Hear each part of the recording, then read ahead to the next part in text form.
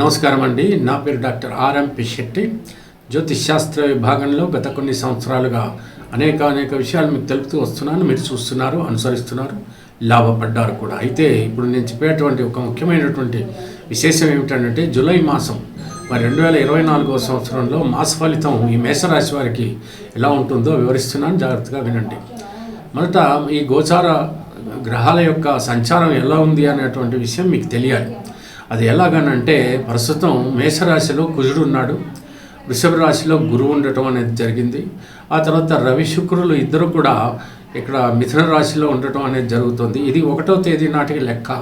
అయితే బుధుడు వచ్చేసి కర్కాటక రాశిలో ఉండటం, కేతువు కన్యా రాశిలో ఉండటం, ఆ తర్వాత శనైశ్చరుడు వక్రస్థితిలో కుంభరాశిలో ఉండటం, ఆ తర్వాత రాహు వచ్చేసి మరి మీనరాశిలో ఉండటం అనేది జరుగుతుంది.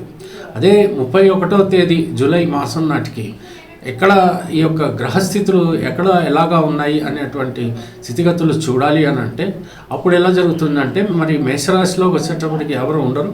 వృషభ రాశిలో మాత్రం కుజుడు, ఆ తర్వాత మరి ఈ యొక్క గురువు ఉండటం అనేది జరుగుతుంది. ఆ తర్వాత మళ్ళీ రవి అనేటువంటి గ్రహము కర్కాటక రాశిలో ఉండటం అనేది జరుగుతుంది.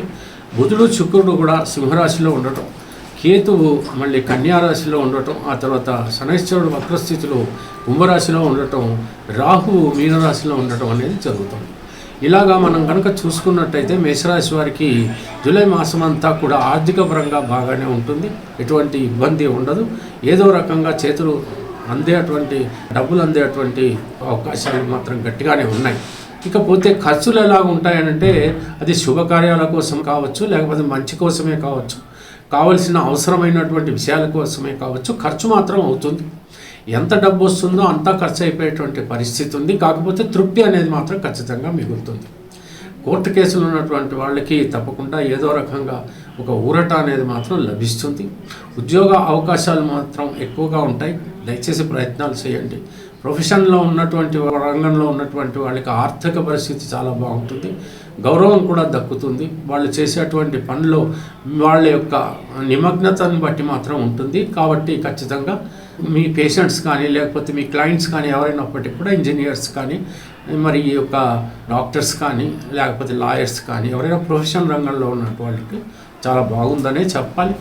అయితే ఏ రకంగా చూసినప్పటికీ కూడా ఈ మాసం అంతా కూడా ఎవరైతే ఈ రకరకాల బిజినెస్లో ఉంటారో, రకరకాలైనటువంటి బట్టల బిజినెస్ కావచ్చు, లేకపోతే ఏదైనా కాంట్రాక్ట్స్ కావచ్చు, లేకపోతే కిరాణా కొట్టు వాళ్ళు కావచ్చు, మాల్స్లో వాళ్ళు కావచ్చు, నగల వ్యాపారులు కావచ్చు, లేకపోతే ఇతరత్ర ఏమైనా కాస్మెటిక్స్ రంగంలో ఉన్నటువంటి వాళ్ళకు కావచ్చు, ఏ వాహనాలు అమ్మే వాళ్ళకు కావచ్చు, ఎవరికైనప్పటికీ కూడా వ్యాపారాలు సజావుగానే సాగుతాయి.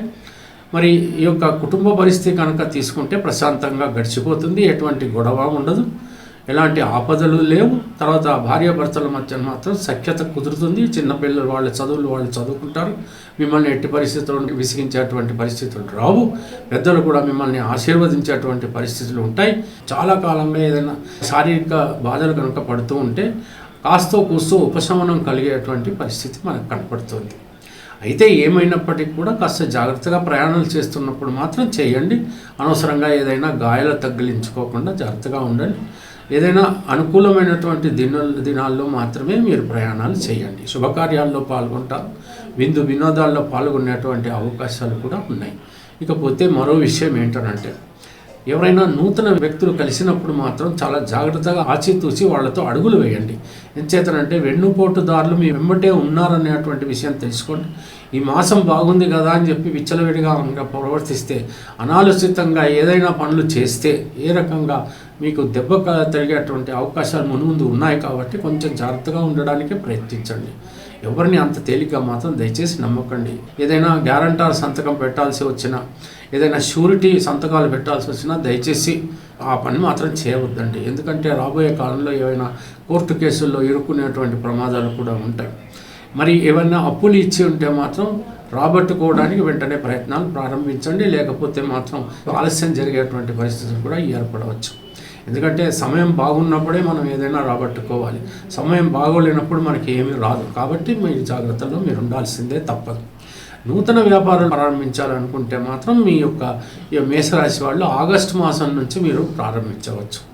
ఇక రాజకీయ రంగంలో ఉన్నటువంటి వాళ్ళకి ఎలాగో ఎలక్షన్స్ అయిపోయి పదవులు కూడా దక్కేసాయి. ఉన్నవాళ్ళు కాస్త జాగ్రత్తగా ధర్మబుద్ధిగా కనుక ప్రవర్తిస్తే మేషరాశి వాళ్ళకి మాత్రం బాగానే ఉంటుంది. కావలసినటువంటి ఇంకా ఏదైనా మీకు లభించాలి అనుకుంటే అలాంటి అవకాశాలు కూడా మీకు ఉంటాయి.